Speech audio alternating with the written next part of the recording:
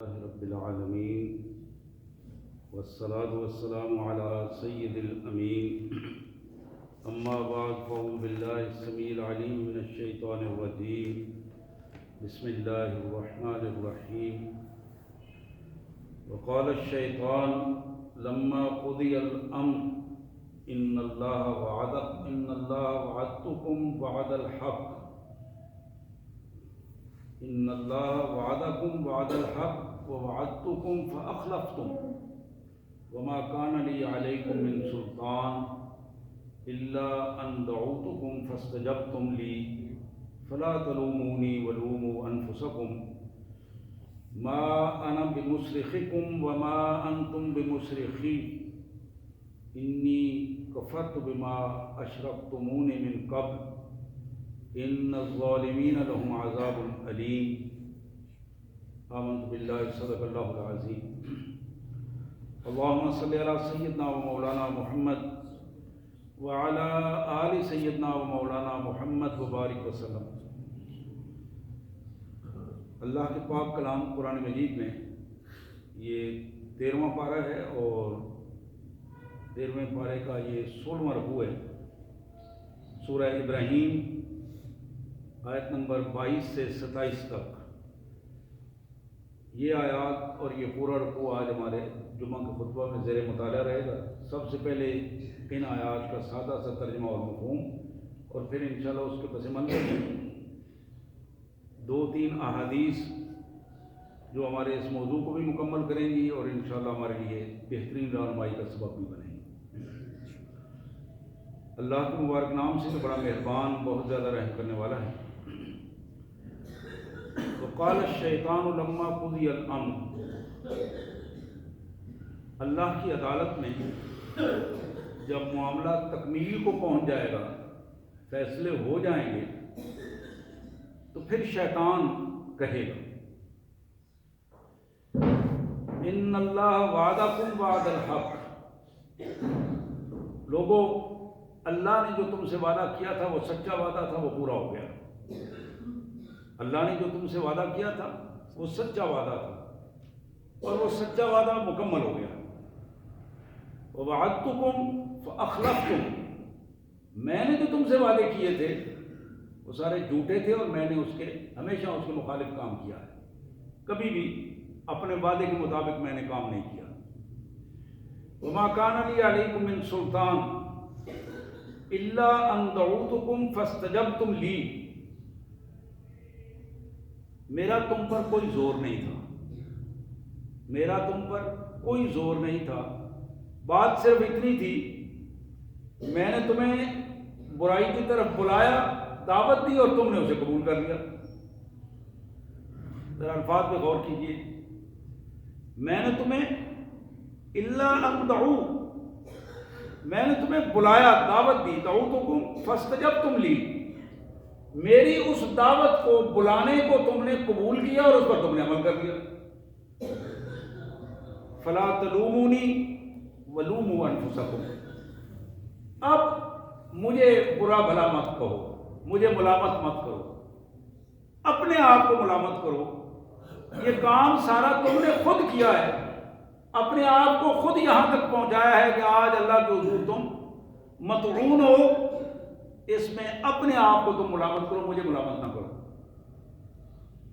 ما انا بمصرخکم وما انتم بمصرخی، حقیقت یہ ہے نہ تو میں کوئی تمہاری داد رسی کر سکتا ہوں، نہ تم میرے کسی کام آ سکتے ہیں، فیصلہ رب کا ہے، حکم اس کا چلے گا۔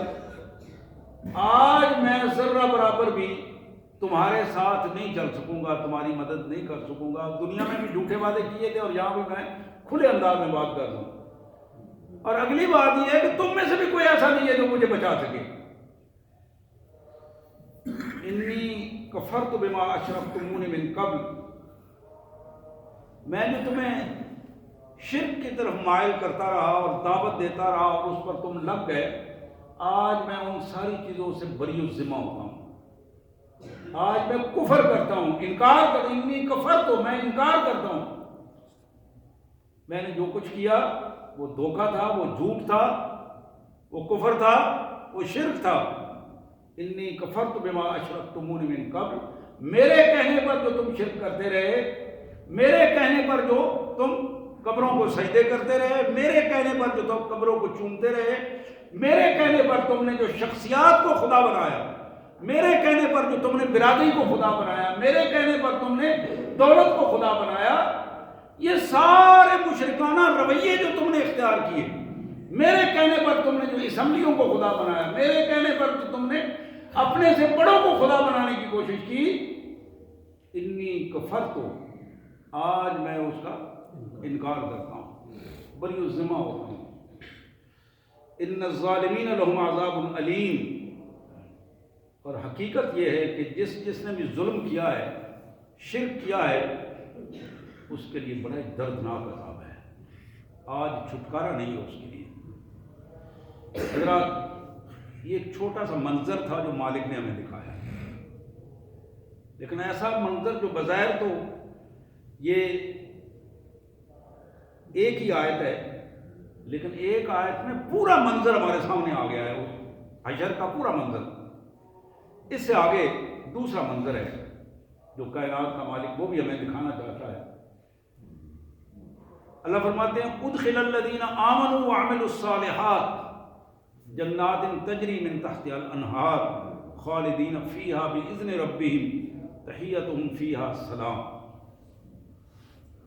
دوسری طرف وہ لوگ جن کے پاس ایمان ہوگا اور عمل صالح ہے، دو چیزیں، ایمان اور اعمال صالح، نیک اعمال، وہ اعمال جن کو اللہ پسند کرتا ہو۔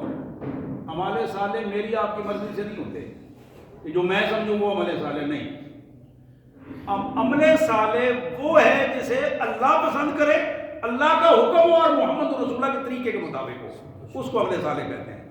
اس کے علاوہ قبول نہیں عمل صالح، اس کے علاوہ عمل صالح قبول نہیں ہے۔ چاہے دنیا میں رہتا ہوا کوئی بڑے سے بڑا چوگے والا بندہ اور بڑے سے بڑا مکفہ مسجع بندہ ہزاروں کتابیں لے کر بھی وہ بات ثابت کرے، وہ عمل صالح نہیں ہے۔ جب تک اللہ کی اس پر اللہ کے حکم کی مہر نہ ہو، قرآن مجید کی مہر نہ ہو، اس وقت تک وہ عمل صالح نہیں ہے۔ جب تک محمد رسول اللہ کے طریقے کے مطابق نہ ہو، اس وقت تک عمل صالح نہیں ہے۔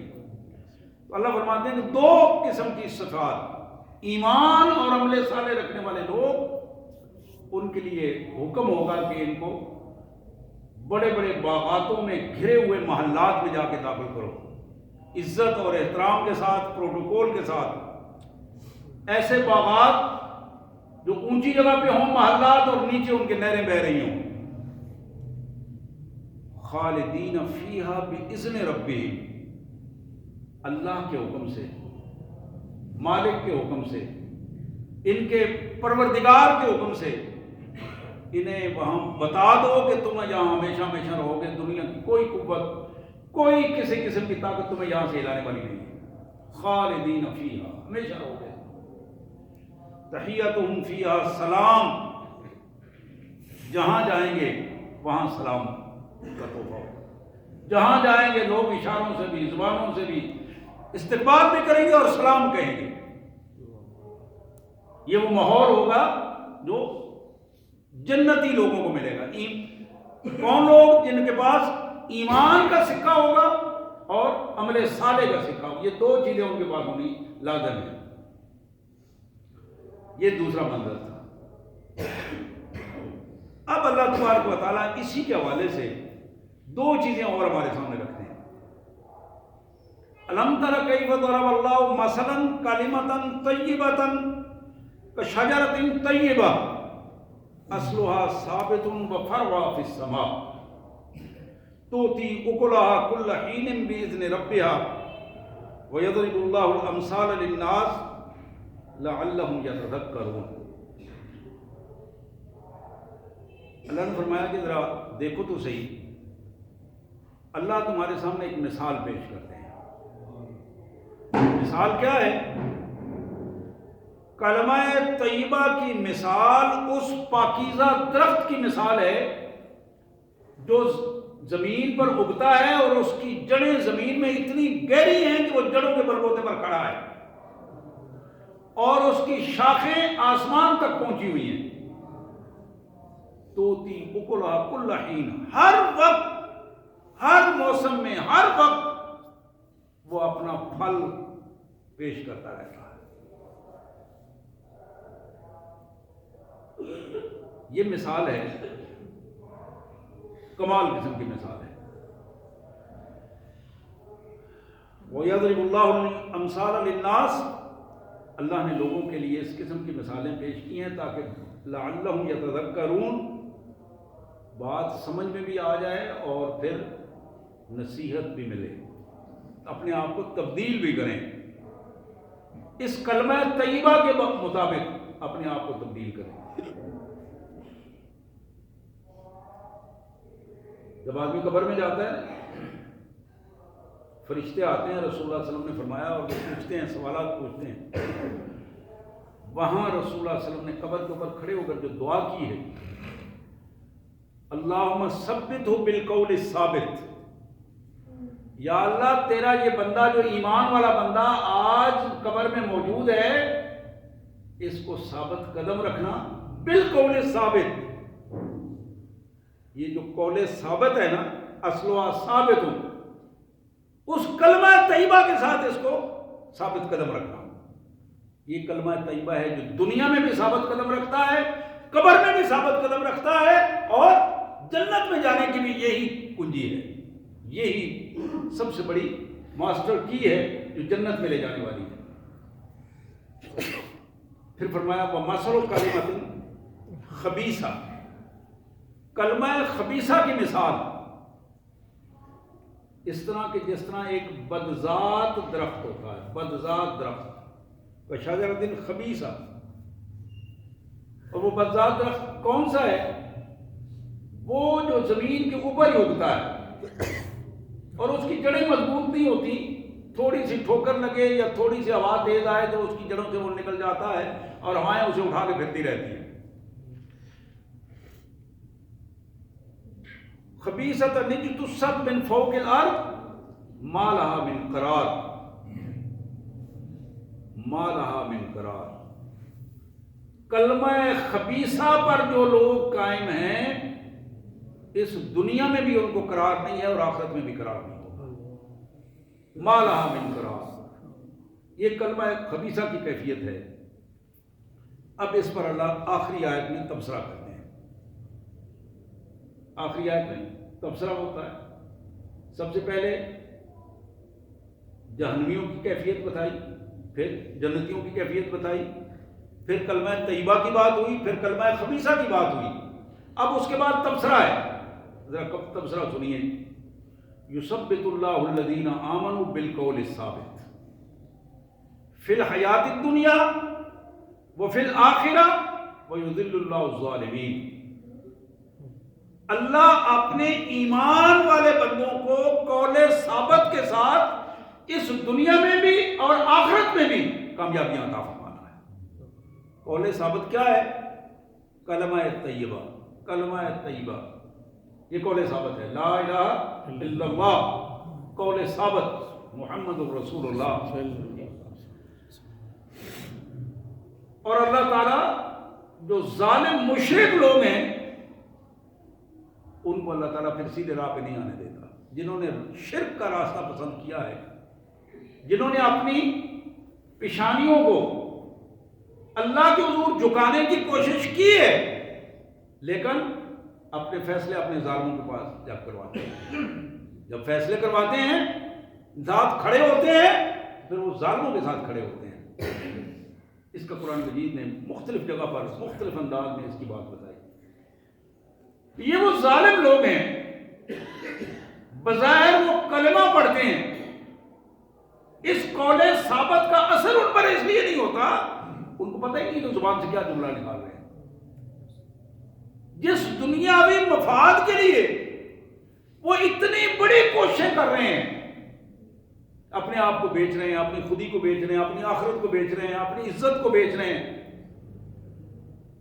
انہیں معلوم ہی نہیں کہ لا الہ الا اللہ، کائنات کے مالک کا کلمہ جو ہے وہ ہم نے پڑھا ہے، وہ جس کے قبضہ قدرت میں میری جان ہے، وہ جس کے ایک حکم کے ساتھ، ایک حکم کے ساتھ پوری کی پوری کائنات تلپٹ ہو سکتی ہے اور اسے کسی تکلف کی ضرورت نہیں، صرف حکم دینے کی ضرورت ہے اور لمحات میں اس کائنات کا تیا پاچا ہوگا۔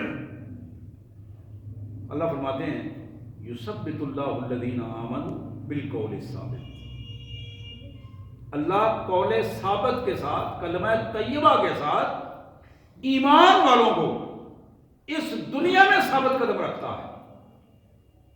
ایمان والے لوگ دنیا میں بڑی بڑی قوتوں کے ساتھ کے سامنے بولتے ہوئے انہیں ذرہ برابر خوف نہیں ہوتا۔ یہ معمولی بات نہیں ہے، یہ بہت بڑی بات ہے۔ فرعونوں کے سامنے زبان اللہ کے کلمے کو بلند کرنے کے لیے جب وہ کھولتے ہیں تو دنیا کی کوئی قوت ان کے سامنے بڑی قوت نہیں ہوتی سوائے اللہ کے، اللہ کی قوت سے خوف کا زدہ ہوتے ہیں۔ فی الحیات الدنیا، دنیا میں تو یہ ہے، وفی الآخرہ، اور پھر اللہ تعالیٰ اسی کلمے کی بنیاد پر ان کو آخرت میں عزت عطا فرمائیں گے۔ وَيُذِلُّ اللَّهُ الظَّالِمِينَ، اور ظالموں کو اللہ تبارک و تعالیٰ سیدھے راستے پر نہیں آنے دیتے۔ اس لیے نہیں آنے دیتے کہ انہوں نے الٹے راستے کو، گندے راستے کو، شرک کے راستے کو، کفر کے راستے کو خود پسند کیا ہے۔ راستہ پتہ تھا کہ یہاں اچھے لوگ کھڑے ہیں، پتہ تھا یہ درست نظریہ ہے، قرآن و سنت کے نظریے کو چھوڑ کر وہاں کھڑے ہوئے جہاں گندگی ہے، غلاظت ہے، خود تسلیم کرتے ہوئے پھر وہاں کھڑے ہوئے۔ وَيَفْعَلُ اللَّهُ مَا يَشَاءُ، لوگوں اللہ پر کسی کا زور نہیں چلتا، کسی نبی کا، کسی رسول کا، کسی صحابی کا، کسی ولی کا، کسی اپنے، کسی بیگانے، کسی کا اللہ پر زور نہیں چلتا۔ سب اللہ کے حضور ہاتھ جوڑے ہوئے، ہاتھ پھیلائے ہوئے۔ وَيَفْعَلُ اللَّهُ مَا يَشَاءُ، جو وہ چاہتا ہے وہ کرتا ہے، اس کے سامنے کسی کا زور نہیں۔ سبحان اللہ وبحمدہ، سبحان اللہ العظیم وبحمدہ، نستغفر اللہ یا کریم یا ارحم الراحمین یا ذی الجلال والاکرام۔ میرے پیارے بھائیوں، چند دن بعد رمضان المبارک آ رہا ہے۔ میں اللہ سے دعا کرتا ہوں کہ اللہ تعالیٰ مجھے اور آپ سب بھائیوں کو، میری بہنوں کو اللہ توفیق عطا فرمائے کہ ہم رمضان المبارک کی ان پاکیزہ لمحات کو دیکھ سکیں اور اس کا احترام کر سکیں۔ آمین آمین۔ اور یہ اللہ کی رحمت کے بغیر ممکن نہیں، اللہ کی توفیق کے بغیر ممکن نہیں ہے۔ ہم اللہ سے اس کی رحمت بھی طلب کرتے ہیں، اس کی توفیق بھی طلب کرتے ہیں۔ آمین۔ اور یہ جو رحمتوں والا مہینہ ہے، برکتوں والا مہینہ ہے، سعادتوں والا مہینہ ہے، اس کے لیے ہمیں تیاری کی ضرورت ہے۔ اور تیاری میں سب سے بڑی بات اللہ کی رحمت کی امید رکھتے ہوئے اللہ کے فرما بردار بن جائیے۔ آپ یقین کیجئے کہ ہمیں نہیں معلوم اگلے لمحے کیا ہوگا، کسی کو نصیب ہوگا ہمیں یا نہیں نصیب ہوگا، لیکن یہ بات اللہ تعالیٰ نے ہمیں سمجھا دی ہے کہ اگر تم سیدھے راستے پہ آ کر کائنات کے مالک کے سامنے اپنی نیاز مندیوں کو پیش کر دو گے تو پھر اللہ تبارک و تعالیٰ اس کی جب رحمت کے امیدوار ہوگے تو پھر تمہیں وہ رحمت سے نواز دے گا۔ محمد کریم صلی اللہ علیہ وسلم کا یہ فرمان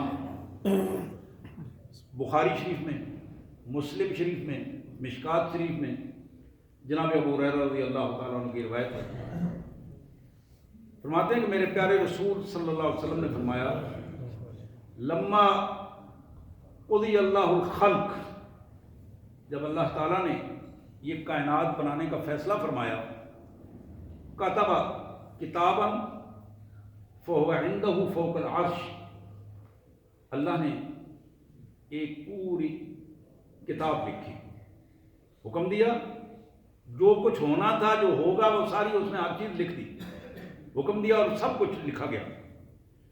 وہ کتاب اللہ کے ہاں اس کے عرش پر موجود ہے، وہ ریکارڈ اللہ کے ہاں اس کے عرش پر موجود ہے۔ اور پہلا جملہ جو لکھا وہ کیا تھا؟ ان رحمتی سبقت غضبی۔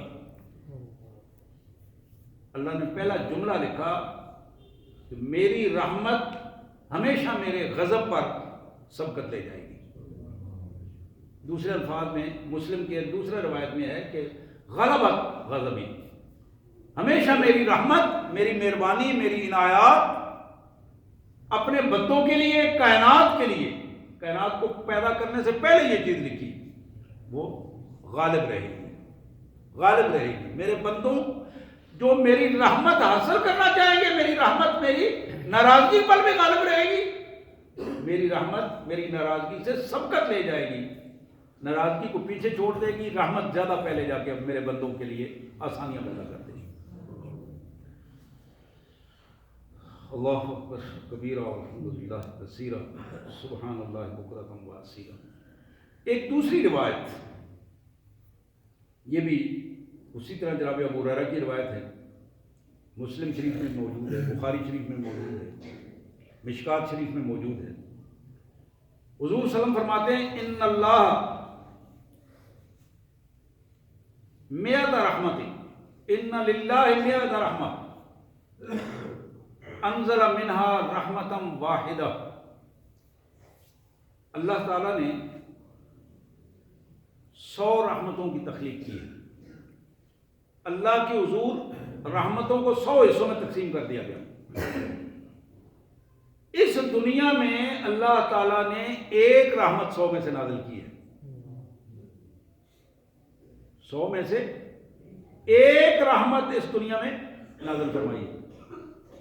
باقی جو 99 رحمتیں ہیں وہ اللہ تبارک و تعالیٰ نے قیامت کے لیے رکھی ہیں، 99 رحمت۔ اب جو یہ ایک رحمت ہے بین الجن والانس، انسانوں اور جنوں، یہ دو مکلف مخلوق ہیں، مخلوقات تو بے شمار ہیں، ان بے شمار مخلوقات میں انسانوں اور جنوں کو مکلف مخلوقات بنایا گیا ہے۔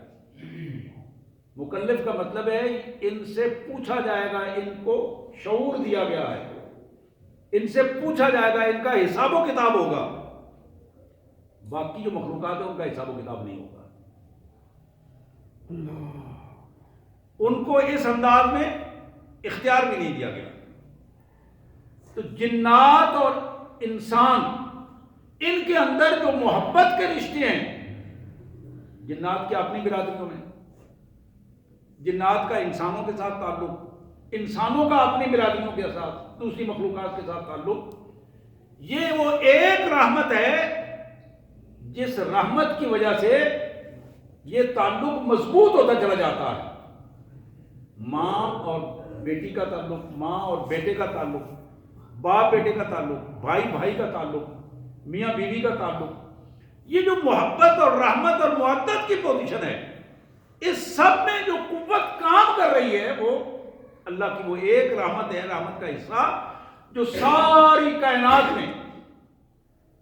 اور اس کی چھوٹی سی مثال اگر آپ لیں، معمولی سا ایسا معاملہ بھی ہوتا ہے کہ مائیں اپنے جگر گوشوں کے لیے اپنی جانیں تک قربان کر دیتی ہیں، باپ اپنی جان کو خطرے میں ڈال کر اپنے بیٹے کی جان بچانے کی کوشش کرتا ہے۔ یہ وہ مودت اور رحمت ہے جس کو اللہ تعالیٰ نے ماں کے دل میں اور باپ کے دل میں پیدا کر دیا ہے۔ اللہ کے رسول صلی اللہ علیہ وسلم نے فرمایا والبہائم والحوام، یہ جتنے جانوروں کی محبت تمہیں نظر آ رہی ہے، پالتو جانور،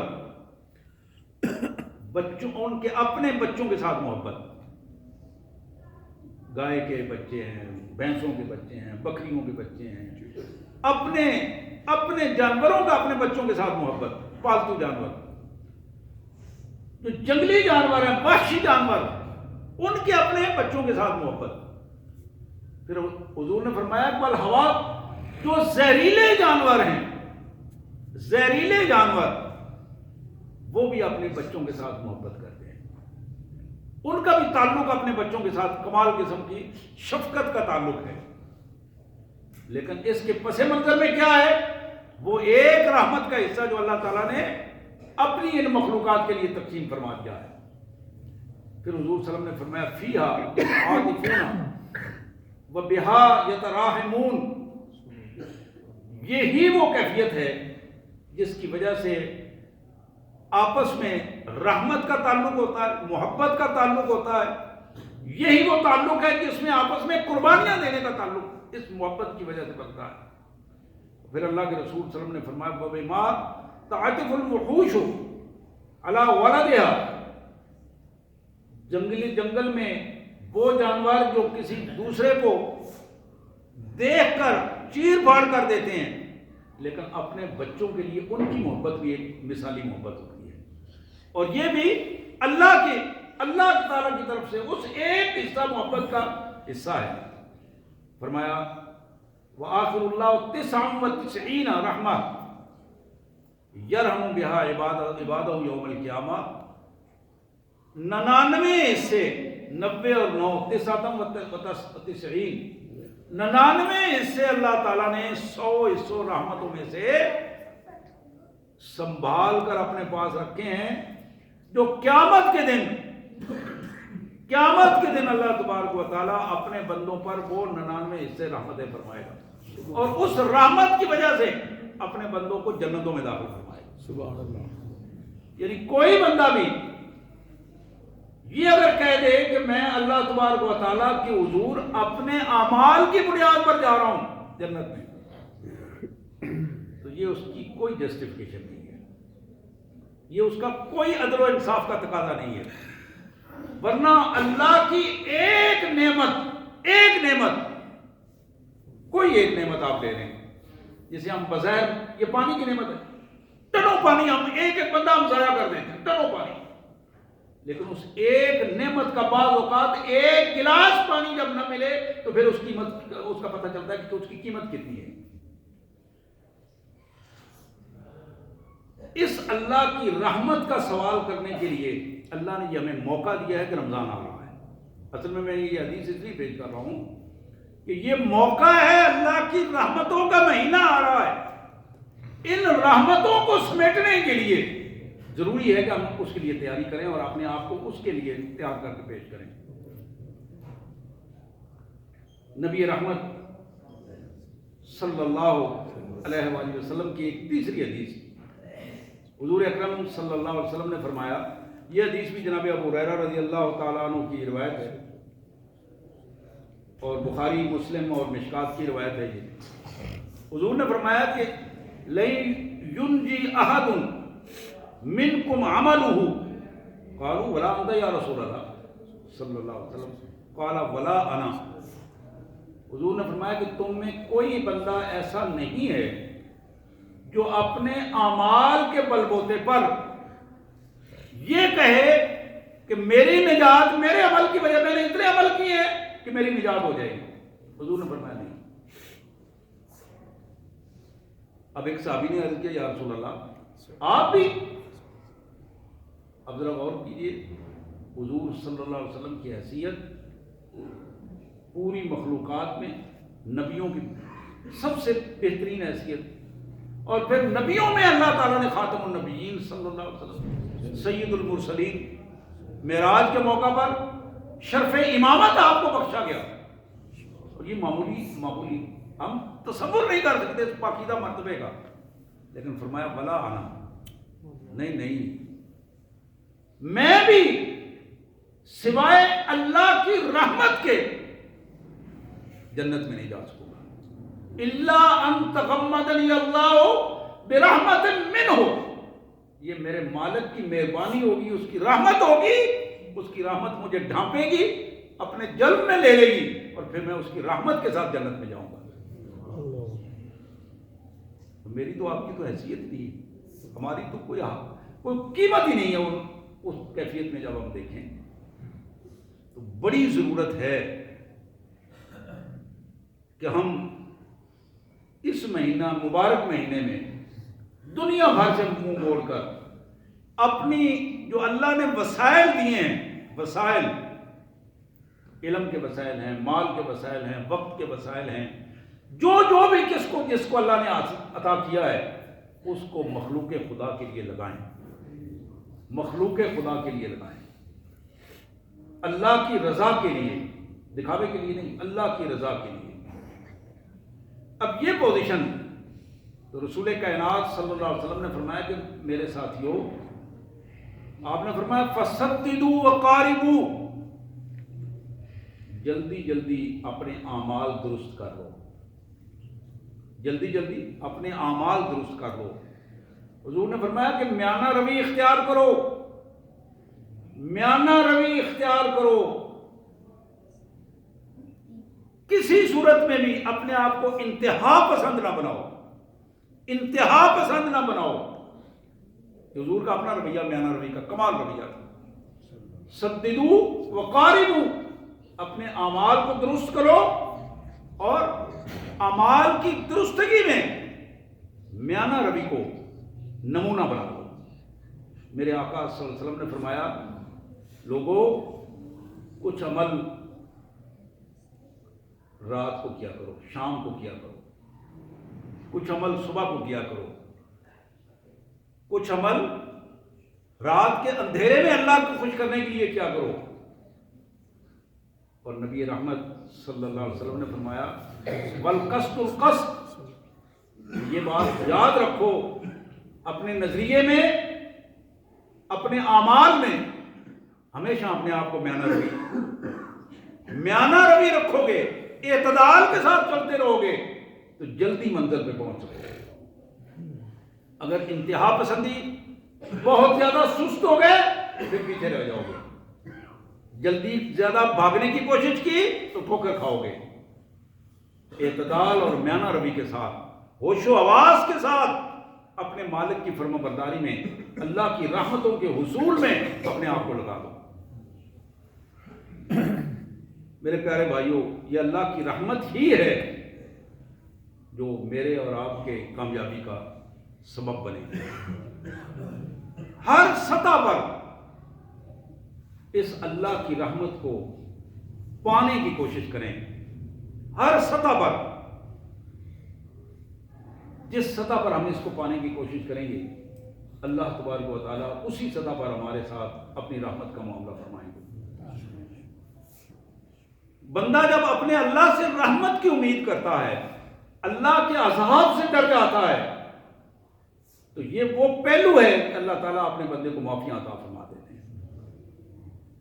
یہ ایک تیسری حدیث اور آخری بات ہے جو میں آپ کے سامنے رکھ رہا ہوں، یہ بھی جناب ابو ہریرہ رضی اللہ عنہ کی روایت ہے، یہ بھی بخاری، مسلم اور مشکات شریف میں موجود ہے۔ رجل لم یعمل خیر